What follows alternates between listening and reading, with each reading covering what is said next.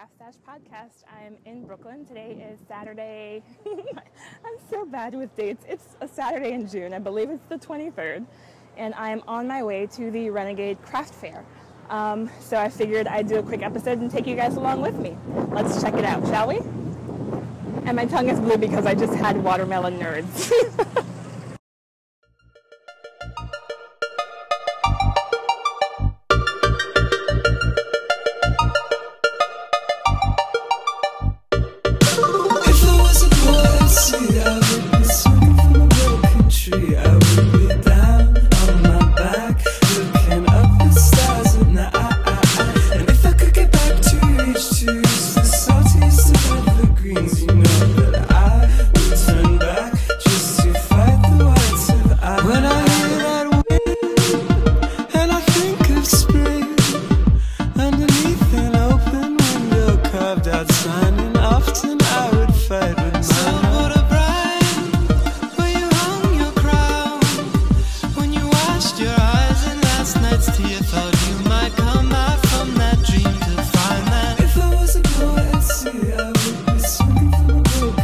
Hey, so I made out like a bandit, and I hope you guys enjoyed seeing a little bit of Brooklyn and the crafty spirit that goes down here.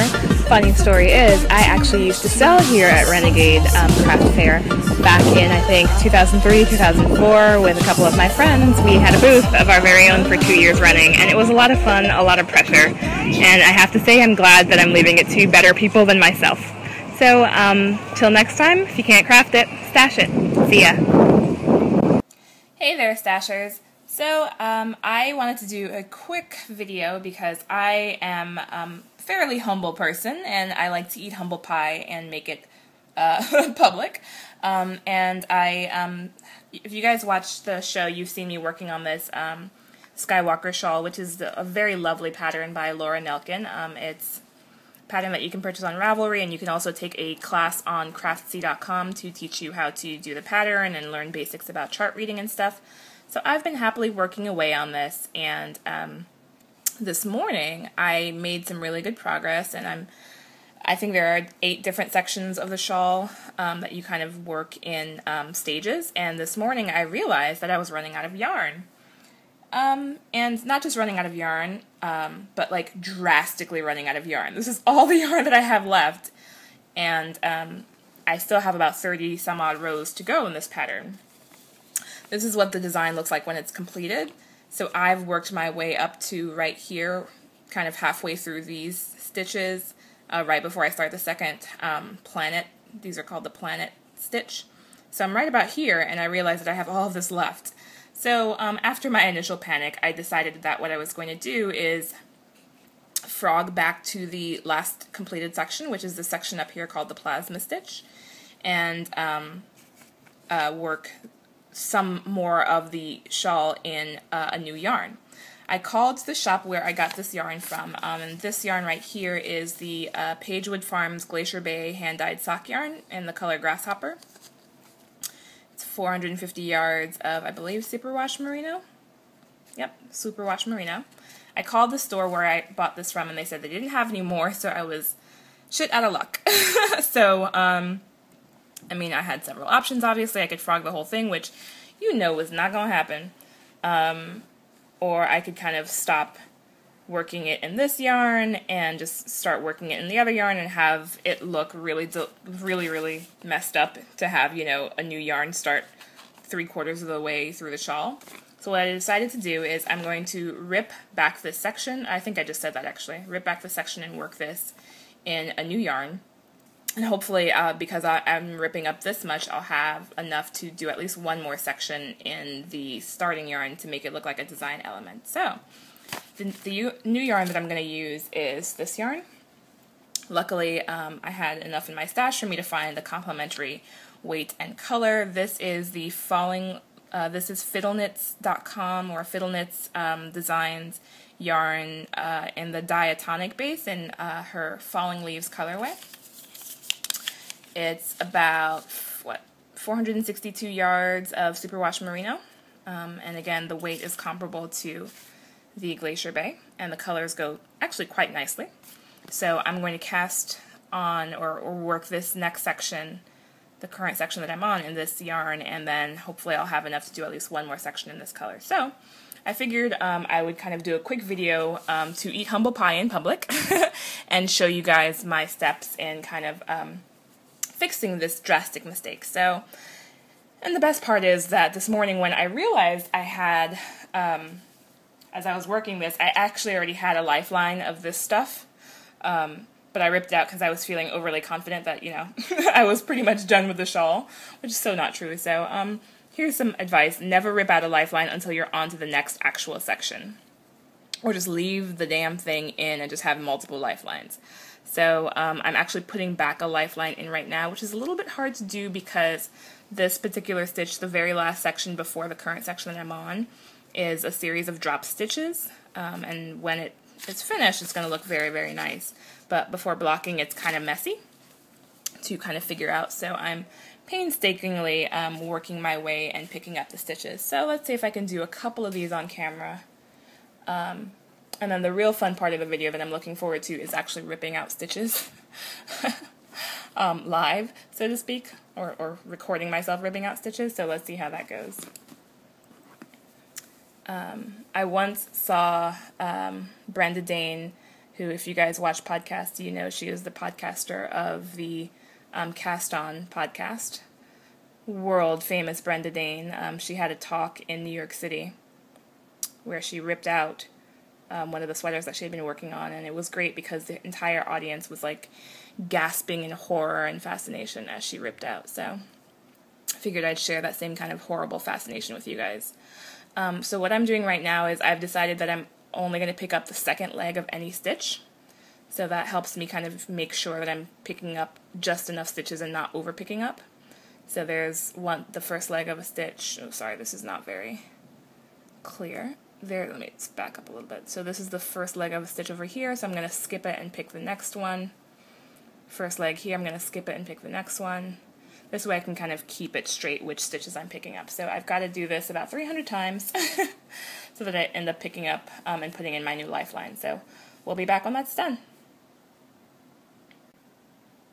Alright, so that was not fun. I just had to pick up 300 some odd stitches along a curving stitch line. So, again, sorry you can't see this because my contrasting yarn is also green, but it's this bright, bright neon green. If you're curious, the yarn that I'm using, the leftover yarn that I'm using to pick up my stitches is Creatively Dyed Yarns Sammy. I don't know that this has a colorway, but it's her sock yarn or fingering weight, and it's super duper neon, so that's why I used it.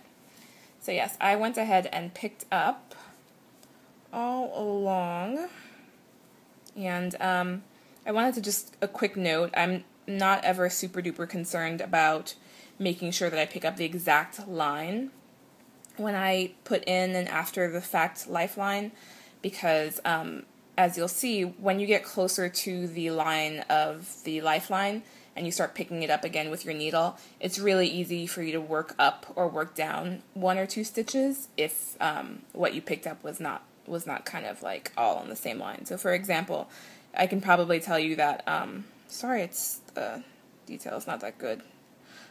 So I can tell you that these 2 lines of stitches underneath, probably I should have picked up starting there. I picked up a little bit above that because I noticed that as I kept going, I'm about 1 stitch above this purl bump ridge, and by the time I get to the end, I'm pretty much right on top of the purl bump ridge, and that should be fine. So let's get to the fun part. Let's get to why I wanted to record this. So here I am. I'm going to rip out maybe 20 rows of stitching. So the first thing that we're going to do is pull the needle out. Oh gosh, and I have to be careful to A, not bump my camera again, and B, not lose all my stitch markers. So let's see how this goes. Hopefully this is therapeutic for y'all somehow. If not, avert your eyes. I should have put on a warning, a gruesome imagery warning for this. So, okay, it's actually a little bit harder to pull this out, so let's try this. There we go. There we go. And there goes that infamous ribbit sound. Ribbit, ribbit, ribbit. this is definitely not tinking back. This is frogging all the way. Alright, fun. So I can gather up my stitch markers now. And I'm not enough of a girly girl or fussy person, so those are my boring ass stitch markers. Yeah, so let's find the end of this bad boy and start ripping out. I don't necessarily enjoy ripping out, just because it means I have to rework some stuff, but I definitely do enjoy the ripping out process, because I feel like every once in a while I get into phases where I want to like study meditation and Buddhism and all that fun stuff, and it's all about like tearing things down and not being attached to things. So ripping out work sometimes can be a little bit therapeutic. So let's see if I can get you guys a better. There we go. That's a nicer view of ripping this stuff out. So let's see how this turned out.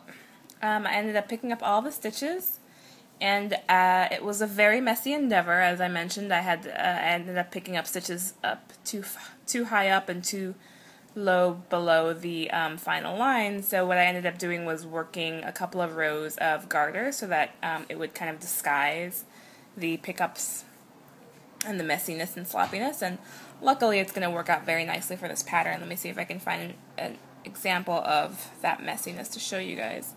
So here's a spot right where the stitches kind of got crazy, and when you are ripping back, things can tend to fall out and you'll have a longer strip of yarn, and what that happens when I'm picking up, I just actually work that longer strip of yarn as if it was working yarn to kind of make up the difference.